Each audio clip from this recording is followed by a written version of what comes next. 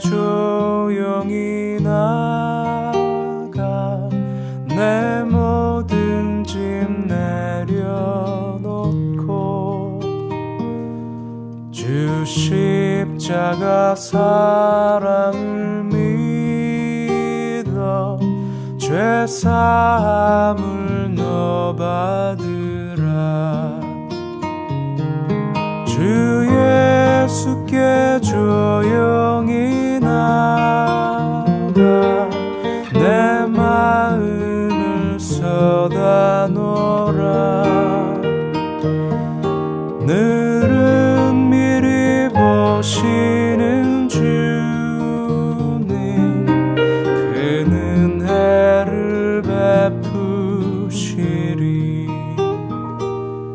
주 예수의 은혜를 입어 내 슬픔이 없어지리.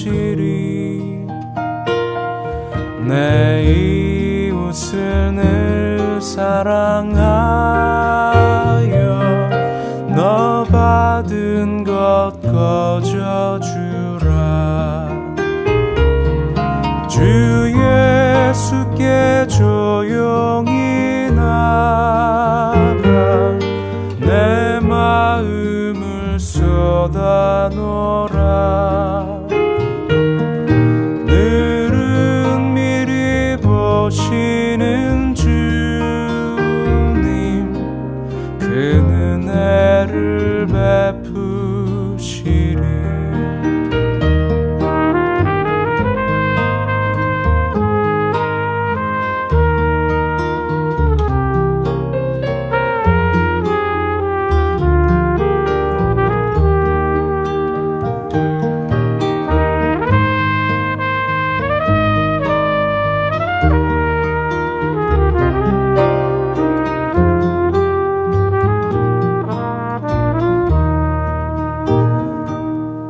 주 예수를 친구로 삼아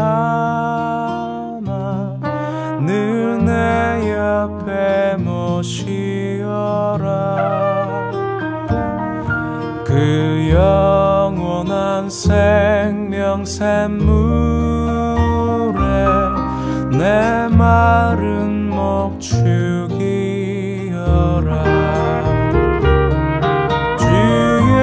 예수께 조용히 나가 내 마음을 쏟아놓으라. 늘은 미리 보시는 주님 그 은혜를 베푸시리.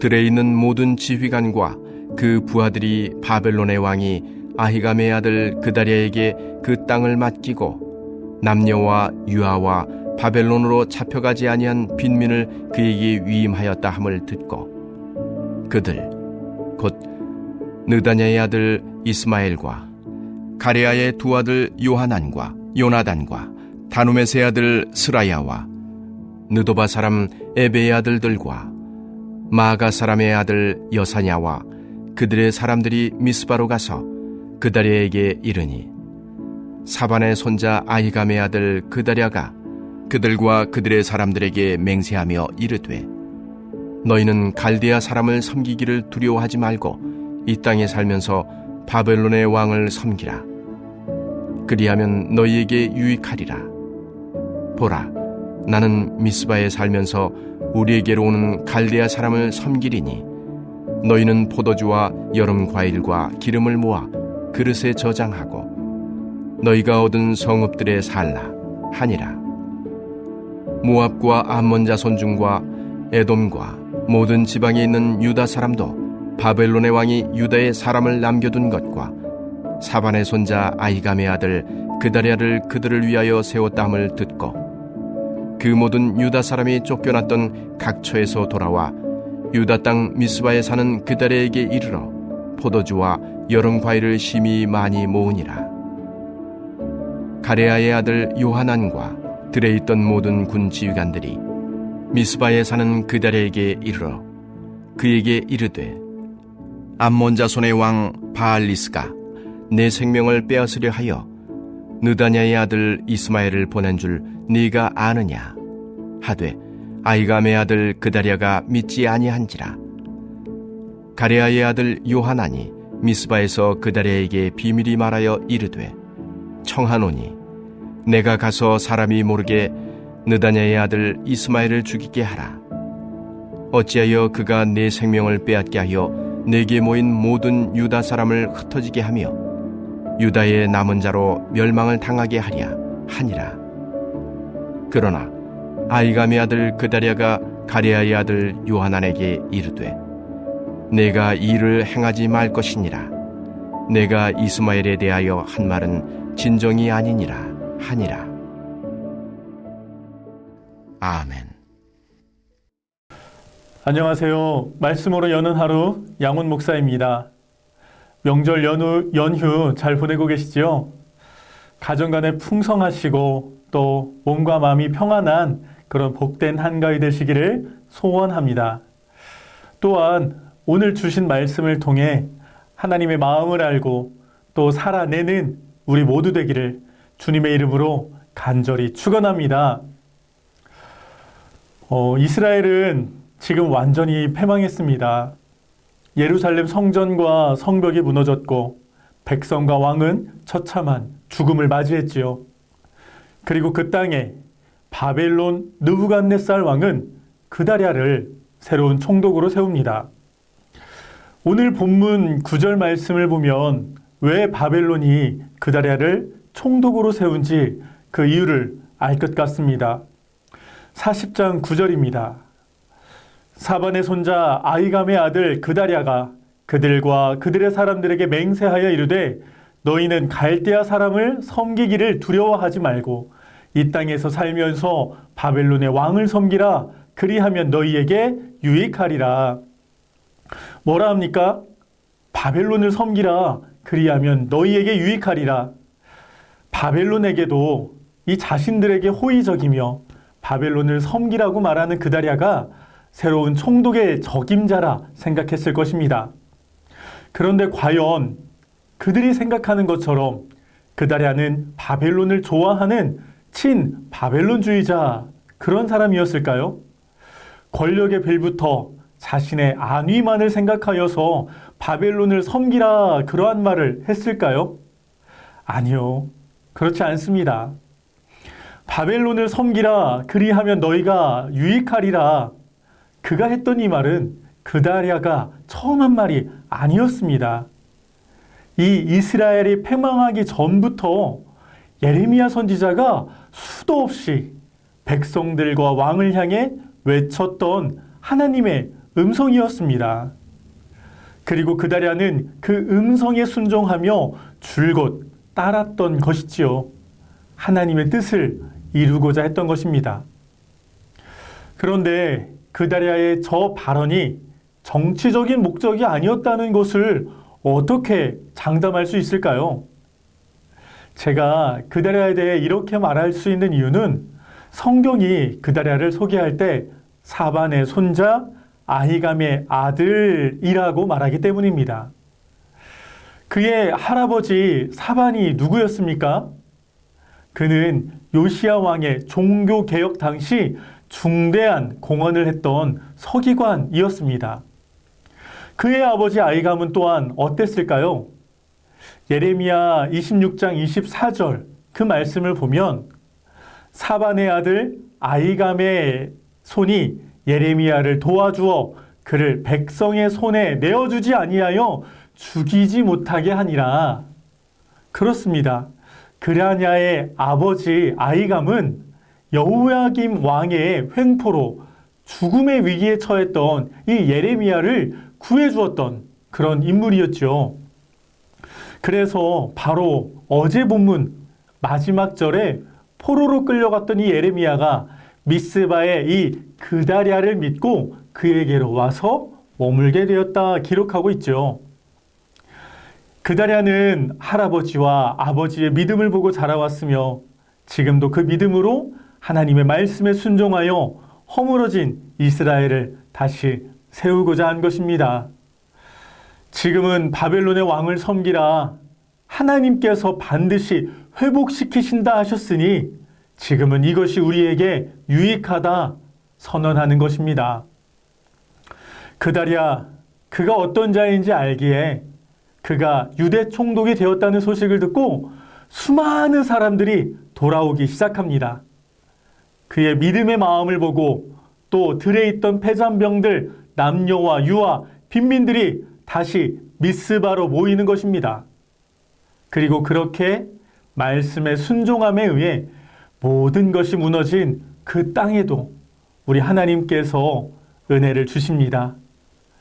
포도주와 여름과일, 기름이 심히 많이도 모아지게 하시고 그 죽음의 땅에서 풍성히 살아갈 수 있는 소망을 허락해 주시는 것이지요. 그리고 그렇게 그다랴는 이스라엘을 다시 일으킬 꿈을 꾼 것입니다. 하지만 이런 그다랴의 진심을 모르는 자들이 너무나도 많았습니다. 그다랴가 그저 나라를 팔아먹고 바벨론의 힘과 권력에 굴복한 파렴치한으로 여기는 반바벨론자들이 그들이었지요. 그리고 그 중심에는 암몬 자손의 왕 바알리스가 있었습니다. 그들에게는 바벨론의 빌부터 바벨론을 섬기라 말하는 그 그다랴가 정말 이 눈에 가시였을 것입니다. 그리고 그들은 유다의 왕족 출신인 이스마엘을 이용하여서 그다랴를 암살하고자 했습니다. 그리고 그렇게 이 유대 지역을 모두 차지하여 다시 저 바벨론에 대항하려 했었지요. 이름하여 그다랴의 암살 작전이었습니다. 그런데 정말 다행히도 그 그다랴의 암살 소식은 그 사건 전에 발각되었습니다. 그리고 그 소식은 즉시 요하난을 통해 그다랴에게 전해졌지요. 또한 그의 충신이었던 요하난은 그다랴를 암살하려 했던 그 이스마엘을 자신이 죽이겠다며 요청하고 나섭니다. 정말 다행이지 않습니까? 만약 그다랴가 암살된다면 이제 막 새롭게 다시 시작하려는 이 이스라엘에게는 큰 재앙일 수밖에 없었으니까요. 그런데 이해할 수 없는 일이 일어납니다. 자신의 암살 소식을 들은 그다랴가 그 사실을 믿지 않은 것입니다. 아니 오히려 그다랴를 지키겠다며 저 자신을 죽이겠다고 했던 이스마엘을 다시 미리 먼저 죽이겠다는 그 요하난을 말리지요. 그러면서 네가 이스마엘에 대하여 한 말은 진정이 아니니라 라며 이 모든 암살 소식을 무마시킵니다. 왜요? 왜 그다랴는 이스마엘의 암살 소식을 그리 단호하게 믿지 않았을까요? 어찌 그 말이 거짓이라 장담하며 저 요하난을 말렸던 것일까요? 많은 성서학자들은 이에 대해 정치적인 이유를 제시합니다. 다시 시작하는 건국 초기에 왕족이었던 이스마엘을 죽인다는 것이 부담이 되는 일이었다. 혹은 이스마엘의 죽음으로 인해서 이제 갓 세워지려 했던 그 나라가 양분되며 혼란스러울 것을 방지하기 위함이었다. 여러 등등의 의견들이었지요. 저는 오늘 말씀 중에 이 그다랴의 선택이 가장 안타까웠습니다. 왜 그다랴는 이 중요한 사안에 대해 하나님께 묻지 않았을까? 왜 정치적인 상황과 판단으로만 결정을 했을까? 아니 심지어 지금 이 그다랴 곁에는 예레미야도 함께 있었는데 그는 왜 하나님께 뜻을 구하지 않았을까? 너무나도 아쉬웠습니다. 수많은 핍박 중에도 많은 사람들의 오해와 음해 중에도 그달이 하는 말씀에 순종하여 바벨론을 섬기자, 그것이 하나님의 뜻이다, 마음이다, 백성들을 설득하며 여기까지 왔습니다. 그런데 많은 사람들이 모이니 할 일이 많아졌던 것일까요? 더 높은 자리에 있다 보니 생각해야 될 것들이 많아진 것일까요? 말씀에 순종하여 말씀을 이루었던 그다리아가 왜 이 중요한 사안에 대해서는 하나님께 묻지 않고 자기 자신의 뜻에 따라 혹은 그저 정치적인 상황에 따라 결정을 해버렸을까요? 그런데요, 이 그다리아의 모습이 우리의 모습과 똑같은 것 같습니다. 우리도 참으로 어렵고 힘들 때 말씀에 순종함으로 저 하나님의 뜻을 이루어드리는 경우가 많았지요. 그리고 그로 인해 은혜도 받고 그 상황을 견디게 되고 살아계신 하나님을 만나기도 했습니다. 원하는 기도에 응답도 받고 취업도 하고 성공도 이루었지요. 그런데 그로 인해 바빠지게 되자, 할 일이 많아지자 우리는 어떠하셨습니까? 더 이상 하나님께 묻지 않는 그런 자들이 되어버렸지요. 바빠지니, 생각해야 될 것들이 많아지니 오히려 하나님께 구하지 않고 내가 해결해버리는 그런 자가 된 것입니다. 사울 왕이 생각이 납니다. 그도 처음에는 분명 하나님을 사랑하고 하나님께 뜻을 구하는 순수한 청년이었죠. 그런데 왕이 되고 그를 따르는 사람들이 많아지자 하나님보다 사람을 생각하게 되었습니다. 바빠지자, 할 줄 아는 것들이 많아지자 하나님께 구하지 않는 그런 자가 되었습니다. 그리고 그는 결국 하나님으로부터 버림받는 그런 인생이 되었지요. 오늘 그다리아도 힘들게, 정말 힘들게 말씀을 붙들고 여기까지 왔습니다. 그런데 사람들이 모여들자 새로 시작해야 할 일들이 많아지자 생각해야 할 정치적인 일들로 인해 하나님을 찾지 못했습니다. 끝까지 하나님께 구하지 않은 것입니다. 그리고 결국 그는 그렇게 죽임을 당하고 맙니다. 사랑하는 전주 안디옥교회 여러분, 우리도 믿음의 길을 걸어가며 살아가며 또 믿음으로 행하고 은혜, 축복받을 때가 참 많았지요. 그런데 우리가 바빠질수록 생각해야 할 일들이 많아질수록 우리가 가장 먼저 있는 것이 우리 하나님은 아닌지요. 그저 정신이 없다며 해야 할 일들이 많다며 하나님과의 만남을 가장 뒤로 미루시진 않으셨나요? 우리는 하나님만 찾는 자가 되어야 합니다. 생각해야 할 일들이 많을수록 우리 하나님께만 구해야 합니다. 사람이 아닌 하나님께 묻는 그런 자가 되어야 합니다. 그래서 우리는 끝까지 하나님만 바라보며 우리 하나님께만 구하는 자가 되어야 합니다. 한 번 은혜 받았다고, 한 번 말씀에 순종했다고 우리의 믿음의 여정이 끝난 것이 아니지요. 한 번의 은혜가 두 번 되고 두 번의 순종이 우리 인생의 순종이 되어 주신 은혜, 주신 믿음이 끝까지 이어져야 합니다. 오늘의 이 귀한 믿음의 여정이 오늘뿐 아니라 우리의 끝날까지 이어지는 저와 여러분 되시길 주님의 이름으로 간절히 축원합니다. 이 시간 함께 기도하시겠습니다.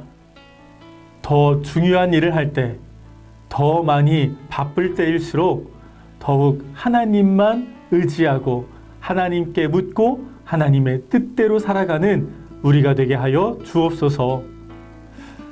코로나19가 종식되고 다시 교회에 나와 함께 찬양하고 예배하는 은혜 주옵소서. 가정 간에 서로 평안하며 복된 명절 되게 하여 주옵소서. 우리 합심하여 함께 기도하시겠습니다.